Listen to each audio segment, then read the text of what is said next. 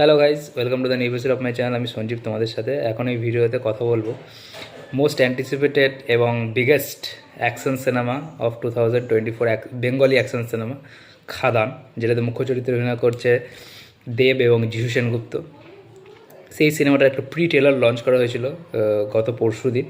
তো সেটা কেমন হলো সেই নিয়ে তোমাদের সঙ্গে কথা বলবো। তো তুই দেখো, এর আগে যে ট্রেলারটা লঞ্চ করা হয়েছিল, টিজার লঞ্চ করা হয়েছিল, সেটা কিন্তু বেশ ইমপ্রেসিভ ছিল।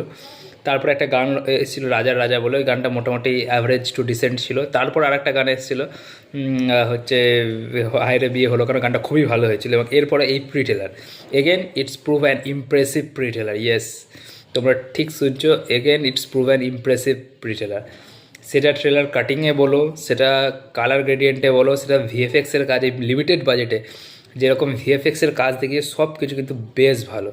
এবং ক্যারেক্টারগুলোকে যেভাবে প্রেজেন্ট করেছে, স্পেশালি জিউ সেনগুপ্তের ক্যারেক্টারটাকে এখানে একটা বড় জায়গা দেওয়া হয়েছে, যেটা ট্রেলারে দেওয়া, এই টিজারটার মধ্যে দেওয়া ছিল না, এখানে দেওয়া হয়েছে। এখানে জিউ সেনগুপ্তের মুখের ভাষা দিয়ে, ডায়ালগ দিয়ে শুরু হয়েছে টিজারটা, যে আমরা সবাই রাজা, আমাদের এই রাজা রাজত্বে, ঠিক আছে। দিয়ে তারপরে ওই যে মানে দেবকে যে ইন্ট্রোডিউস করছে যিশু, দিয়ে তোকে দেখতে পুরো আমার দোস্তের মতো, ঠিক আছে, এখন দেখি তুই তারই মতো, ওই যেটা পুরো ডায়লগটা যেটা বললো।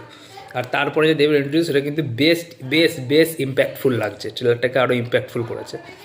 প্লাস ওই যে বিজিএমটা, ঠিক আছে, যা যা বলে দে তোর বাপ এসেছে, ওটাও কিন্তু বেশ ভালো লাগছে। এবং আমার যেটা সবথেকে ভালো লেগেছে, ছেলেদেবকে কিন্তু এখানে লার্জার দ্যান লাইফ হিসেবে মানে প্রেজেন্ট করা হয়েছে। এবং দেবের খুব কম সিনেমা এটা দেখা যায়, মানে দেবের সেই যখন পরাণ যায় জলিয়ারে বা এই টাইপের সিনেমাগুলো করছিল, মন মায়ানা, ওই সময় বা সেদিন দেখা হয়েছিল, এই টাইপের সিনেমাগুলোতে তাকে যেভাবে প্রেজেন্ট করা হয়েছে, যে তাকে দেখলে দর্শকের চোখ সেদিকে আটকে যাবে। এখানে দেবের কিছু কিছু সিন আছে, দেব দাঁড়িয়ে তার পেছন দিয়ে ওই বড় বড় ডাম্পারগুলো ঘুরছে, বা বড় সেই ডাম্পার চলছে, তার মাঝখানে দেব গাড়ি নিয়ে আসছে, বুলেট নিয়ে আসছে। সিনগুলো দেখলে আপনার চোখ কিন্তু ওখানে আটকে যাবে দেবের দিকে, এবং তাকে লাগছেও সেরকম। ওই শার্টটা খোলা, এখানে চোখে চশমা, ওইরকম এরকম হেয়ার কাটিংয়ে দেবকে এর আগে দেখা যায়নি, ঠিক আছে। এর আগেও মানে এর মাস সিনেমাসে করেছে, কিন্তু এখানে তাকে কিন্তু এই এক ক্যারেক্টারটাকে ডিফারেন্টভাবে প্রেজেন্ট করা হয়েছে। প্লাস তার ক্যারেক্টারের মধ্যে এখানে একটা রাফনেস দেখানো হয়েছে, যে সেই দেখাচ্ছে যে এই বড় একটা সেই কি যেগুলো দিয়ে মাংস কাটে না, খাসির মাংস কাটে, ওই দাম সে কেটে ফেলছে মানুষকে, ঠিক আছে, খুব মারছে। একটা সিনে দেবে একসঙ্গে 3-4 জনকে মারছে। দেবকে কিন্তু খুব কম, মানে আগেকার বাংলা সিনেমাগুলো যদি দেখেন, সেখানে দেখবেন এরকম মানুষকে মারছে, উড়ে চলে যাচ্ছে, এই টাইপের জিনিস দেখানো হয়েছে। কিন্তু এই হার্ডকোর একটা অ্যাকশন সিনেমা, যেটা রিয়েলিস্টিক অ্যাকশন সিনসে কিন্তু দেবকে খুব কম দেখা গেছে, সেটাও কিন্তু এখানে ভালো লাগছে বেশ। প্লাস ওই যে বাবাদের মানে শ্যাম মাহাতো আর এই তার ছেলেকে যেভাবে ওইবারে পরপর সিটগুলো থেকে ভিজিট করা হয়েছে, এবার তার একটা পা পড়ছে, ওদিকে শ্যাম মাহাতোর একটা পা পড়ছে, এখানে এই দেখা যাচ্ছে যে বিড়িটা ধরে এরকম ঢোকাচ্ছে, ওখানে শ্যাম মাহাতো ঢোকাচ্ছে। এই যে দুটো সিনকে ব্যাক টু ব্যাক যে প্লে করেছে, এই জিনিসটা কিন্তু আইডিয়াটা আমার খুব ভালো লেগেছে, ঠিক আছে। ওভারঅল পুরো যে ট্রেলারটা কিন্তু বেশ ভালো।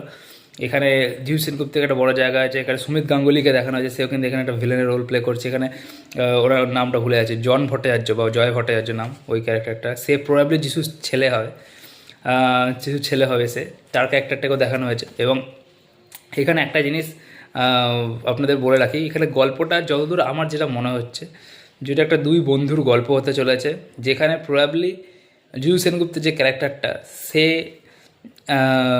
সে এবং শ্যাম মাহাতো দুজন মিলে কিংডমটাকে তৈরি করছে।